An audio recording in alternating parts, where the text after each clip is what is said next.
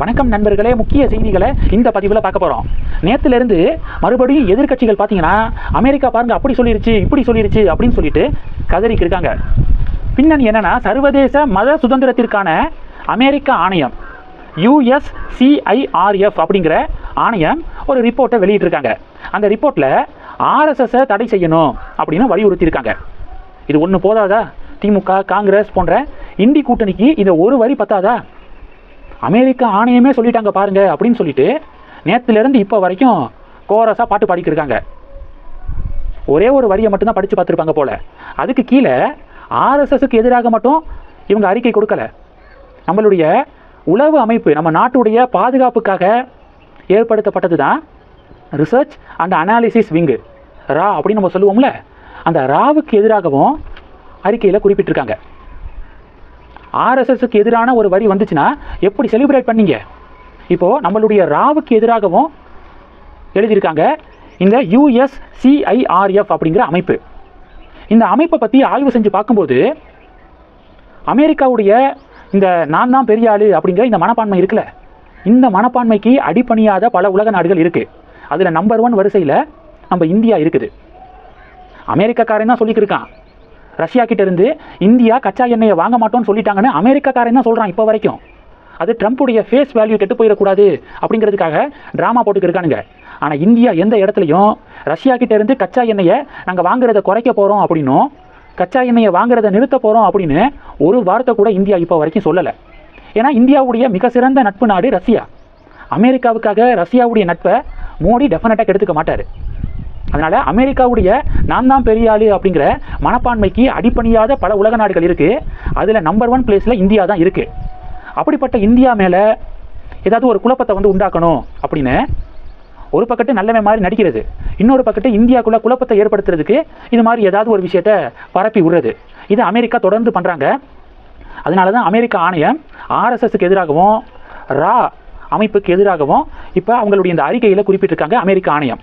ஆனால் எதிர்கட்சிகள் இதுக்கு முக்கியத்துவம் கொடுத்து நேற்றுலேருந்து இப்போ வரைக்கும் விமர்சனம் பண்ணிக்கிருக்காங்க.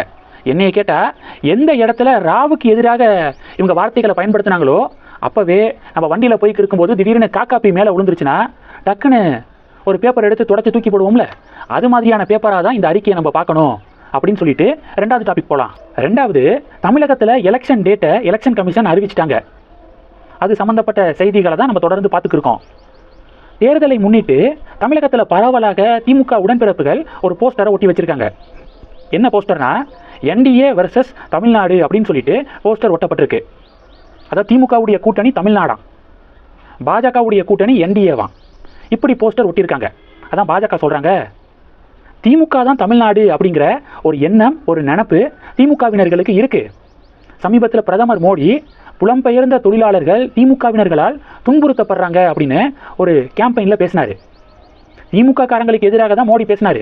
உடனே திமுக தலைவர்கள்லாம் தமிழர்களை மோடி அவமதிச்சிட்டாரு அப்படின்னு சொல்லிட்டு ஒரு ப்ரொபகண்டா பண்ணாங்க, ஒரு நரேட்டிவ் செட் பண்ணாங்க. திமுக தான் தமிழ்நாடா அப்படிங்கிற ஒரு டிபேட் நடந்துருக்கு. பாராளுமன்ற தேர்தல் சமயத்தில் இந்தியா கூட்டணி அப்படின்னு சொல்லிட்டு ஒரு காமெடி பண்ணாங்களே, கூட்டணிக்கு இந்தியா அப்படின்னு பேர் வச்சாலே தேர்தலில் ஜெயிக்க முடியும் அப்படின்னு சொல்லிட்டு யாரோ ஐடியா கொடுத்துருப்பாங்க போல. அதை நம்பி இந்தியா கூட்டணி அப்படின்னு சொல்லிட்டு பேர் வச்சாங்க எதிர்க்கட்சிகள். என்னாச்சு ரிசல்ட்டு? 3வது முறையாகவும் மோடி தான் PM-ஆக பதவியேற்றார். ஆக்சுவலாக நம்ம ஊர் மீடியாக்கள் இருக்காங்களே, அவங்க இந்தியா கூட்டணி அப்படின்னு இப்போ வரைக்கும் வார்த்தைகளை பயன்படுத்துகிறாங்க. அது எப்படி இந்தியா கூட்டணின்னு சொல்ல முடியும்? இந்தி கூட்டணின்னு சொல்லணும், இல்லை இந்திய அலையன்ஸ் அப்படின்னு சொல்லணும். INDIA லாஸ்ட்டு இருக்கக்கூடிய அந்த ஏ அப்படிங்கிறது அலையன்ஸ் அப்படிங்கிறத, கூட்டணி அப்படிங்கிறத குறிக்குது. அப்போது இந்தி கூட்டணி அப்படின்னு தானே சொல்லணும். ஆனால் இப்போ வரைக்கும் தேசிய ஜனநாயக கூட்டணிக்கும் இந்தியா கூட்டணிக்கும் இடையே போட்டி அப்படின்னு இப்போ வரைக்கும் தமிழக மீடியாக்கள் உருட்டிக்கு இருக்காங்க.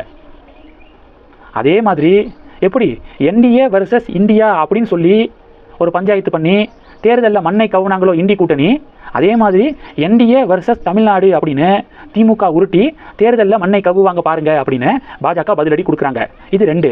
பல உலக நாடுகளில் 16 வயதுக்கு உட்பட்டவர்கள் சோசியல் மீடியாஸை பயன்படுத்த தடை அப்படின்னு பல உலக நாடுகள் அறிவிச்சுக்கிருக்காங்க. பக்கத்து மாநிலமான கர்நாடகாவிலையும் 16 வயதுக்குட்பட்டவர்கள் சோசியல் மீடியாவை பயன்படுத்த தடை அப்படிங்கிற முடிவு எடுத்திருக்காங்க. ஆனால் நம்ம முதல்வர் ரீல்ஸ் போடுறவங்கள நேரடியாக கூப்பிட்டு பாராட்டிக்கிருக்காரு. இதனால் என்ன மெசேஜ் கன்வே ஆகும்? படித்து எஜுகேஷன்லாம் வந்து செகண்டரியாக தூக்கி போட்டுருவாங்க. இது மாதிரி ரீல்ஸ் போட்டு ஃபேமஸ் ஆக முடியும் அப்படின்னு இந்த ரீல்ஸ் போடக்கூடிய பொழுதுபோக்குக்கு 16 வயதுக்குட்பட்டவர்கள் முன்னுரிமை கொடுக்க மாட்டாங்க அப்படின்னு என்ன நிச்சயம்? முதல்வரே இப்படியெல்லாம் வந்து நடந்துக்கிட்டா சரி ரீல்ஸ் போட்டே ஃபேமஸ் ஆகலாம் போல, படித்து ஃபேமஸ் ஆகிறத விட ரீல்ஸ் போட்டு டக்குன்னு ஃபேமஸ் ஆகிடலாம் போல அப்படின்னு தானே சிறுவர்கள் நினைப்பாங்க. அதனால் இது மாதிரியான மெசேஜாக முதல்வர் வந்து நம்மளுடைய 16 வயதுக்குட்பட்டவர்களுக்கு எப்படி வந்து பாஸ் பண்ணுறாரு. அண்ணாமலையை பாருங்கள், ஒரு மோட்டிவேஷன் ஸ்பீச் கொடுக்கக்கூடிய ஒரு நிகழ்ச்சியில் 9 வயசு பையன் எழுந்து எப்போயிலேருந்து அண்ணா ஐஏஎஸ் கோச்சிங் வந்து ஸ்டார்ட் பண்ணுறது அப்படின்னு 9 வயசு பையன் அண்ணாமலைக்கிட்ட கேள்வி கேட்குறாரு. உடனே அண்ணாமலை அந்த 9 வயசு பையனை ஸ்டேஜுக்கு கூப்பிடுறாரு. ஸ்டேஜுக்கு கூப்பிட்டு எல்லாரும் கிளாப் பண்ணுங்க. இந்திய வரலாறுலேயே 9 வயசு பையன் எப்போ இருந்து ஐஏஎஸ் யூபிஎஸ்சி எக்ஸாமினேஷனை ப்ரிப்பரேஷனை தொடங்கணும் அப்படின்னு இந்திய வரலாறுலேயே 9 வயசு பையன் கேட்டதை நான் இப்போ தான் பார்க்குறேன், எல்லாரும் கிளாப் பண்ணுங்க அப்படின்னு மோட்டிவேட் பண்ணுறாரு அண்ணாமலை. இந்த வீடியோவை பார்க்கக்கூடிய 16 வயதுக்குட்பட்டவர்கள் யூபிஎஸ்சி எக்ஸாமினேஷனை பற்றியும் யூபிஎஸ்சி எக்ஸாமினேஷனை எப்படி ப்ரிப்பேர் பண்ணலாம் இப்படி வந்து அவங்களுடைய சிந்தனை போகும். இப்படி தான் ஒரு பொலிட்டிக்கல் லீடரு இளைய சமுதாயத்தை, சிறுவர்கள் இவங்களெல்லாம் இப்படி தான் மோட்டிவேட் பண்ணணும் அப்படின்னு சொல்லிட்டு பாஜக தொண்டர்கள் பதிவுகள் போடுறாங்க. இந்த செய்திகளை பற்றி உங்களுடைய பார்வைகளை மறக்காமல் கமெண்ட் பண்ணுங்கள். தொடர்ந்து கணக்கில் இருங்க. அடுத்தடுத்து நிறையா பதிவுகளை பார்க்க போகிறோம். நன்றி. ஜெய் ஹிந்த்.